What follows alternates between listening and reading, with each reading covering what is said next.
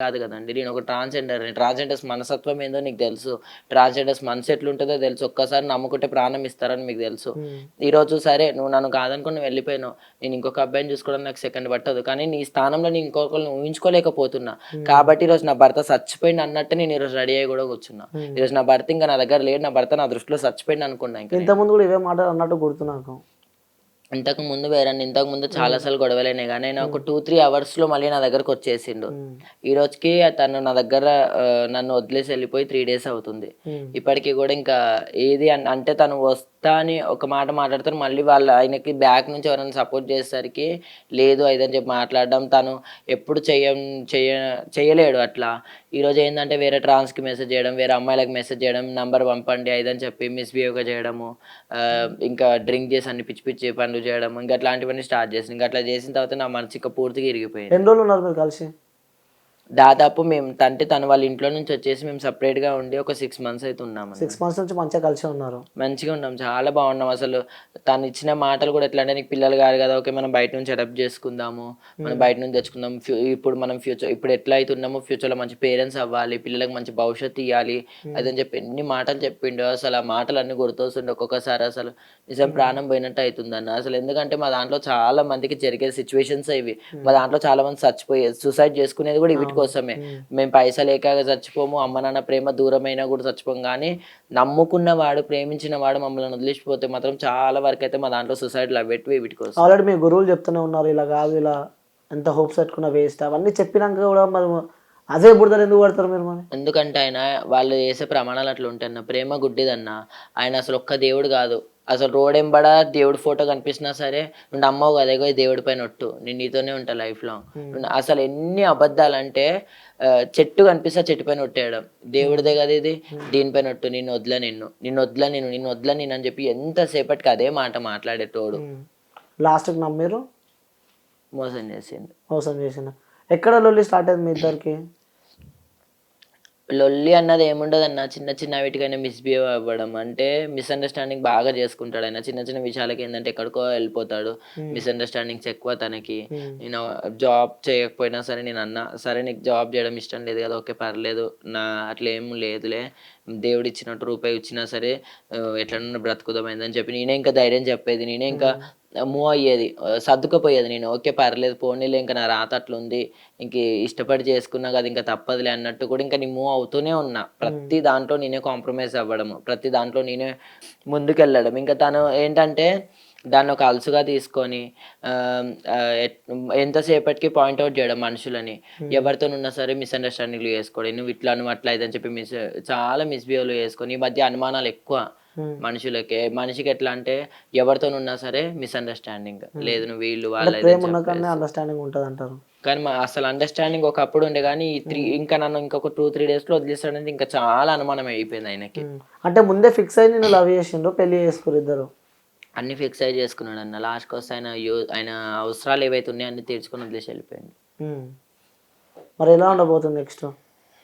ఏం లేదన్న ఇంకా ఆయన స్థానంలో అయితే వేరే వాళ్ళనైతే ఊహించుకోలేను. హ్మ్. ఇంకా తను మళ్ళీ బతికినన్ని తిరిగి వస్తే నీ లైఫ్‌లోకి? ఇంక రానివ్వనన్న నేను. పక్కా పక్కా రానివ్వను. మాటిస్తుర్రు. మాటిస్తున్నా. నా మీడియా మీడియాకి. ద్వారానే హ్మ్. మాటిస్తున్నా. ఎందుకంటే ఇట్లాంటివి చాలా సార్లు జరిగినాయి. హ్మ్. ఇంక నేను తన స్థానంలో అయితే ఇంకొకళ్ళని ఉంచుకోను. ఇంకా హ్మ్. బతికినన్ని రోజులు ఇట్లనే మొగుడు సచ్చిందనగానే బతుకుతా. ఇట్లనే నా లైఫ్ కంటిన్యూ చేసుకుంటా. అబ్బాయి ఇంకొక అమ్మాయి దగ్గరికెళ్తే? వెళ్ళనే అన్న. హ్మ్. నా దృష్టిలో అయితే సచ్చిపోయిండు. హ్మ్. మనిషిని పోలిన మనుషులు 7 మంది ఉంటారనుకుంటారు. హ్మ్. అందులో నా భర్త ఒకడు. నా భర్త నా దృష్టిలో సచ్చిపోయిండు. ఇప్పుడు అక్కడ ఉన్నోడు అసలు నా భర్త గాదు. నా హ్మ్. భర్త మొన్ననే సచ్చిపోయిండు. చచ్చిపోయి ఈ రోజు కూడా 3 రోజులవుతుంది. హ్మ్. ఆయన ఎక్కడ వేరే అమ్మాయి దగ్గరికెళ్ళని నా ముంగల ఇంకొక అమ్మాయిని ఇట్లా గట్టిగా హగ్ చేసుకొని వెళ్ళినా సరే నాకు ప్రాబ్లమ్ లేదు. హ్మ్. తను ఇంకొక ట్రాన్స్‌జెండర్‌తోనున్నా నాకు ప్రాబ్లమ్ లేదు. తను చచ్చిపోయిండు ఇంకొక మొత్తానికి. అమ్మాయిని పెళ్లి చేసుకున్నా ప్రాబ్లమ్ లేదు. హ్మ్. నా భర్త నాకన్నా చచ్చిపోయిండు. అంటే ఒక రిలేషన్‌లో ఉన్నప్పుడు ఆ బాండింగ్ ఇద్దరు కలిసి ఉన్నప్పుడు ఆ ప్రేమలు, ఆ జ్ఞాపకాలు బాగుంటాయి. ఒక్కసారి దూరం అయిపోయినాక మన మనిషి మన పక్కన లేకుంటే ఆ ఫీల్ అయితే చెప్పలేను. అందుకే తట్టుకోలేము ఆ గదన్నా! మాటలు. హ్మ్. నార్మల్‌గా లవ్ జేసుకొని నువ్వు మీ ఇంట్లో, నేను మా ఇంట్లో ఉంటే నాకంత బాధ అంతా నేను గుర్తు తెచ్చుకునేదాన్ని కాకపోవచ్చు మేబీ. హ్మ్. నువ్వు 6 మంత్స్ నాతోనుండి, నా పక్కనుండి 24/7 నువ్వు నాతోనే ఉండి కన్నా కన్నా అని చెప్పి నా కొంగు పట్టుకొని తిరిగి, ఈరోజు సడెన్‌గా నువ్వు లేకపోయేసరికి తినేటప్పుడు పక్కనుండేటోడు, ప్రతి పనిలో పక్కనుండి తోడుండేటోడు, ఈరోజు లేకపోయేసరికి అసలు ఇది కళ, ఇప్పటికీ ఇది కలనా నిజం అన్నది ఒకటి నాకు బ్లైమ్ అయిపోయింది. నా అంతకు నేను ఎంత ఓదార్చుకుందామన్నా సరే నాకు అవ్వట్లేదు.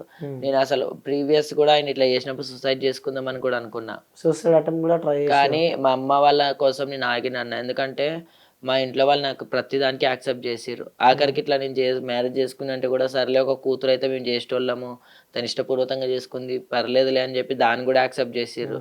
ప్రతి దానికి మా ఇంట్లో వాళ్ళు సపోర్ట్ చేసిర్రు, రిలేటివ్ సపోర్ట్ చేసిర్రు, నా ఫ్రెండ్స్ సపోర్ట్ చేసిర్రు, అందరు కూడా సపోర్ట్ చేసిర్రు, మా కమ్యూనిటీ వాళ్ళు కూడా అక్కడ సపోర్ట్ చేసిర్రు. పర్లేదు మీరు మంచిగా ఉంటే చాలు, మాకు ఇంకేం కావాలని చెప్పి అంత సపోర్టింగ్. తను కూడా అన్ని అర్థం చేసుకున్నాడని నేను అనుకున్నాను, కానీ మనసులో ఇంత దుర్బుద్ధి పెట్టుకొని నాతో ఇన్ని రోజులు ఇట్లా కంటిన్యూ అయ్యి మొత్తం అసలు ఎట్లా అంటే ఇంట్లో ఉన్నదాని గుంజి అసలు రోడ్ పైన వేసేసి ఈరోజు నా పరువు మొత్తం తీసేసి మొత్తం టోటలీ నన్ను బ్లైమ్ చేసేసి వెళ్ళిపోయిండు. ఇప్పుడు చాలా మందికి బంజారాస్ ప్రశాంతి అంటే ఒక వార్త అయిపోయింది మొత్తం అందరికి. అంటే తను పెళ్లి చేసుకున్న ఒక వార్త, తను బ్రేకప్ అయిన ఒక వార్త, తను ఏడ్చిన ఒక వార్త, సో ఏదైనా ఒక వార్త అయిపోయింది అందరికి. ఇప్పుడు రిలేషన్లు ఉన్నారు, కలిసిరు, పెళ్లి చేసుకురు, అంత అయిపోయింది, మళ్ళీ బ్రేకప్ అయిందని చెప్తున్నావు. సో దీన్ని బట్టి మొత్తానికి స్టోరీ నీకు ఏం అర్థమైంది? ఇంకే అబ్బాయిలని నమ్మొద్దన్న.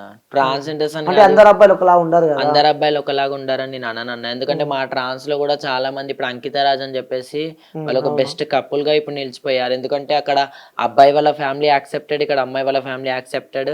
అందరి మధ్యలో వేద మంత్రాల సాక్షిగా అబ్బాయి తను అమ్మాయిని పెళ్లి చేసుకుని మా ఒక కమ్యూనిటీ మెంబర్ ని, ఒక ట్రాన్స్జెండర్ ని మ్యారేజ్ చేసుకొని ఈరోజు వాళ్ళు ఎంతో హ్యాపీగా వాళ్ళ లైఫ్ సాగిస్తున్నారు. అందరు అబ్బాయిలు అట్లా ఉండరు, అందరు ట్రాన్స్జెండర్స్ కూడా అట్లా ఉండరు. కాకపోతే మేము ఎంచుకునే వ్యక్తి రాంగ్. అంటే ఇలా తప్పు చేసి మీరే అంటారు? నా సైడ్ నుంచి కూడా, ఎందుకంటే నేను ఎంచుకున్న వ్యక్తి రాంగ్ కాబట్టి నాది కూడా తప్పే ఒక దిక్కుకెళ్ళి. ఎందుకంటే ఏది ఆలోచించకుండా నేను స్టెప్ ముందుకేసిన. నేను ఎంచుకున్న ఒక వ్యక్తి రాంగ్ కాబట్టి నాకు ఈరోజు మోసం జరిగింది. ఫస్ట్ మీరు ప్రపోజ్ చేసిరా, తనే ప్రపోజ్ తనే చేసిండు అన్న. అసలు నాకు అప్పుడే దీపిక బోనం చనిపోవడము. అవును, అప్పటి నుంచే మీరు రిలేషన్ ఉన్నారా? చాలా మంది చనిపోయారు కదా, నాకంటే ఒక భయం ఉండే, ఎందుకు ఈ అబ్బాయిలను నమ్మాలి. ఎందుకంటే మేము ఒక male to female gender change చేసుకోవాలంటే ఎంతో పెద్ద ప్రాసెస్ ఉంటుందంట. ఈజీగా అనేస్తారు ఒక 2 అక్షరాలు. ఎవరు చూడు నోటికి అరే ఒక హిజడ పోతుంది, అరే ఒక చెక్కగాడ పోతుంది, అరే ఒక కొజ్జ పోతుంది అని అంటారు. ఆ కొజ్జ అన్న పదానికి ఈజీగా అనేస్తారు నోటికి, కానీ దాని ఎంత బ్యాక్గ్రౌండ్ ఉంటుంది, ఎంత సఫర్ అవుతాం, ఎన్ని స్ట్రగుల్స్ అనుభవిస్తాం మేము. 41 days మేము without medicine, without injections, without డాక్టర్ది హెల్ప్ లేకుండా మేము అమ్మవారిని తలుచుకొని 41 days మేము బ్లీడింగ్ అవుతూనే ఉంటుంది. ఒక నరక యాత్రలో ఎట్లా అంటే అసలు గిలగిల కొట్టుకొని ఒక పక్షిలాగా మేము అసలు ఒక డేంజర్ జోన్లో నుంచి మేము బయటపడతాం ఒక మేల్ టు ఫీమేల్గా జెండర్ చేంజ్ చేసుకోవడానికి. మా ఒక లైఫ్ని మేము అంతా చేసుకున్న తర్వాత మేము టోటలీ అమ్మాయిలాగా మారిపోయాక కేవలం మాకు పిల్లలు పుట్టనని ఒక చిన్న రీజన్, పిల్లలు పుట్టడం అంటే అదొక అదృష్టం అన్నది, దైవ నిర్ణయం. ఇప్పుడు మేము ఇలా మారడానికి ఎలా అవుతుంది, ఇప్పుడు చాలా మంది అమ్మాయిలకు కూడా పిల్లలు అవ్వట్లేదు.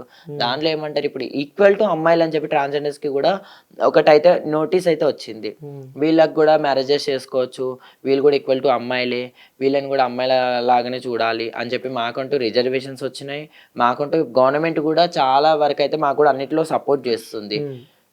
ఇప్పుడు అమ్మాయి దగ్గర అమ్మాయికి పిల్లలు పుడతారు, నీకు పిల్లలు పుట్టారు, సరే ట్రాన్స్జెండర్స్ లైఫ్లోకి వచ్చేటప్పుడు అయితే మీకు తెలుసు వీళ్ళకి పిల్లలు పుట్టారు, వీళ్ళు ఒక మేల్ టు ఫీమేల్గా జెండర్ చేంజ్ చేసుకొని వీళ్ళు పూర్తిగా అమ్మాయిలాగా మారిపోయారు, మనం ఎన్ని రోజులు వీళ్ళతో సంసారం చేసినా సరే వీళ్ళకైతే పిల్లలు పుట్టారు అని చెప్పి మీకు ఫస్ట్ తెలుసు. మీరు ఎంత పైసా వాడుకొని అట్లాంటప్పుడు ముందు చెప్పాలి, నేను నీతో ఫ్రెండ్లీగా ఉంటా, లైక్ ఫ్రెండ్షిప్గా ఉంటా, నాకు కొంచెం డబ్బు కావాలి అప్పుడప్పుడు అవసరానికి. ఇస్తారు కదన్నా, ఇప్పుడు ఎందుకు ఇవ్వరన్న? ఇప్పుడు ఫ్రెండ్ అన్నప్పుడు మనకు కూడా అరే నా ఫ్రెండ్ సాయం అడిగిందని చెప్పి అందుకే అంటున్నా, ఆ రిలేషన్ అన్న ఒక పదం చూసుకొని మీరు ఇలా మోసం చేస్తే అవతల మీరు మజాక్ చేస్తారు, టైం పాస్ చేస్తారేమో, కానీ యువతలో ఒక మనిషి లైఫ్, మేము ట్రాన్స్ అయినా సరే నన్ను నమ్ముకొని నా ఫ్యామిలీ ఉంది, ఈరోజు నేను చచ్చిపోతా అంటే నా ఫ్యామిలీకి నా అంత బిడ్డనైతే మళ్ళీ ఎవరు తెచ్చియలేరు. నాలాంటి మా అమ్మలు ఒకటే అన్నారు, నా కొడుకు ఉండే ఒకప్పుడు, నా కొడుకు కాస్త బిడ్డ అయింది, వాడు కడుపులో ఉన్నప్పుడే మేము అనుకున్నాం నా కడుపులో ఇప్పుడు బిడ్డ పుడుతుందని. ఆ దేవుడు 12 ఏళ్ళు వచ్చాక వాడిని బిడ్డను చేసింది. చాలు వాడు కొడుకైనా బిడ్డైనా నాకు నా ప్రాణం వాడు, మా ఇంటి దీపము. ఆ దీపం లేదనుకో మళ్ళీ మొత్తం చీకటి అవుతుంది అని చెప్పి మా అమ్మ ఎప్పుడో ఇంటర్వ్యూలో కూడా మా అమ్మ చెప్పింది. మా నా కూతుర్ని ట్రాన్స్జెండర్ లాగా నేను ఎట్లయితే నా ఇంట్లో పెట్టుకొని నేను చూసుకుంటున్నానో మీ యొక్క బిడ్డలు కూడా ఇట్లా ట్రాన్స్గా ఎవరైతే ఉంటారో వాళ్ళందరినీ కూడా మీ ఫ్యామిలీలో పెట్టుకొని చూసుకోవాలని చెప్పి మా అమ్మ చాలా వరకు కూడా సపోర్ట్ చేసింది నాకు కానీ ఇంకా కొంతమంది ట్రాన్స్కి కానీ. ఓకే. నాకు అలాంటి మంచి ఒక దేవుడు లాంటి ఫ్యామిలీ ఉంది, నాకు ఒక మంచి భవిష్యత్తు ఉన్న టైంలో నా వేలో నేను వెళ్తున్నప్పుడు నువ్వు వచ్చి అనవసరంగా నన్ను బ్లైమ్ చేసేసి టోటల్గా మెంటల్గా డిస్టర్బెన్స్ చేసి ఇప్పుడు నీ అంతకు నువ్వు వెళ్ళిపోయి నేను ఇంకొక అమ్మాయిని చూసుకుంటే నీ మొగోడిని నేను ఏమన్నా చేస్తా అంటే నువ్వు మొగోడివి అట్లానే అంటుండా? అదే మాట అంటున్నా. ఒకసారి ఫోన్ చేస్తారా ఒకసారి? తను కాల్ స్విచ్ ఆఫ్ పెట్టుకున్నాడు. ఒకసారి ట్రై చేద్దాం కదా ఒకసారి. సో నార్మల్గా మాట్లాడండి, మీడియా ఇంటర్వ్యూలు ఉందని చెప్పకండి, ఒకసారి మాట్లాడండి, ఏమంటారు చూద్దాం. లిఫ్ట్ చేయట్లేడన్న అసలు. ఇందాక హాఫ్ అన్ అవర్ కింద మాట్లాడిండు, దాని తర్వాత ఇంకా అసలు లిఫ్ట్ చేయట్లేదు కాల్. నెంబర్ కలుస్తుందా ఇక్కడ బ్లాక్లో పెట్టి? నెంబర్ కలుస్తుంది, బ్లాక్లో పెట్టలేదు. నార్మల్ నెంబర్ బ్లాక్లో పెట్టిండు, వాట్సాప్ బ్లాక్లో పెట్టలేదు, ఇన్స్టాగ్రామ్ బ్లాక్లో పెట్టలేదు. ఓకే, అంటే కాల్ చేస్తే లిఫ్ట్ చేస్తలేడు. లేదు. ఇంకా తనకి అవసరానికి ఇంకా డబ్బులు కావాలనుకుంటే మళ్ళీ మెత్తగా మాట్లాడి 200 300. అసలు ట్రాన్స్జెండర్స్ ని అబ్బాయిలు వాడుకునేది డబ్బు కోసము. మరి నాకు డౌట్, ట్రాన్స్జెండర్స్ అంటేనే సెక్స్ వర్కే పనికొస్తారు. అట్లా అందరు ఉండరు అన్న, అట్లా అస్సలు ఎవరు ఉండరు. మా దాంట్లో కూడా చాలా మందికి వృత్తులు ఉంటాయి. ఇప్పుడు నేను వచ్చేసి నేను ఇండివిజువల్ గా నేను ఫ్యామిలీతో ఉంటా. ఇప్పుడు మా దాంట్లో కొంతమంది షాప్ కి కలెక్షన్కి వెళ్తారు, కొంతమంది నైట్ పూట గృహ ప్రవేశాలకు ఓపెనింగ్స్కి వెళ్తారు. ఇప్పుడు నేను ఎక్కడైనా ఓపెనింగ్స్ గృహ ప్రవేశాలు అమ్మవారివి ఏమైనా పూజలు బోనాలు అవి ఉంటే నేను వెళ్తా. ఇంకా కొంతమంది వచ్చేసి సెక్స్ వర్క్ చేస్తారు, కొంతమంది ప్రాస్టిట్యూషన్ చేస్తారు. మా దాంట్లో కూడా చాలా వరకు డిఫరెంట్ టైప్స్ ఉంటాయి. మరి కేవలం ఎందుకు అట్లా ముద్ర పడ్డది అదే ట్రాన్స్జెండర్ అంటేనే సెక్స్ వర్క్ కి పనికొస్తది, సెక్స్ వర్క్ అని పుట్టిచ్చిర్రు అన్న. ఇప్పుడు ఎట్లా అంటే ఇప్పుడు ఒక అమ్మాయిని మోసం చేయాలి. ఇప్పుడు ఒక దగ్గర రీసెంట్ గా మా న్యూస్ లో కూడా వచ్చింది, స్ప్రెడ్ అయింది అది. ఒక అమ్మాయిని దారుణంగా అంటే 4 అబ్బాయిలు కలిసి అమ్మాయిని ఏదో చేద్దాం అనుకునే టైంలో ఒక ట్రాన్స్జెండర్ అడ్డం పోతే అమ్మాయిని వదిలేసి ట్రాన్స్జెండర్ ని అక్కడ రేప్ చేశారు. అంటే ఒక ట్రాన్స్జెండర్ ఒక అమ్మాయిని కాపాడినట్టే. సరే మా ప్రాణం పోయినా సరే, ఎందుకంటే ఒక ఆడపిల్ల భవిష్యత్తు ఖరాబ్ కావద్దు అని చెప్పేసి. అట్లా మా దాంట్లో కూడా చాలా 99% మంచి వాళ్ళే ఉంటామన్నా. 1% ఏంటంటే మా దాంట్లో నకిలీ వాళ్ళు కొంతమంది ఉన్నారు.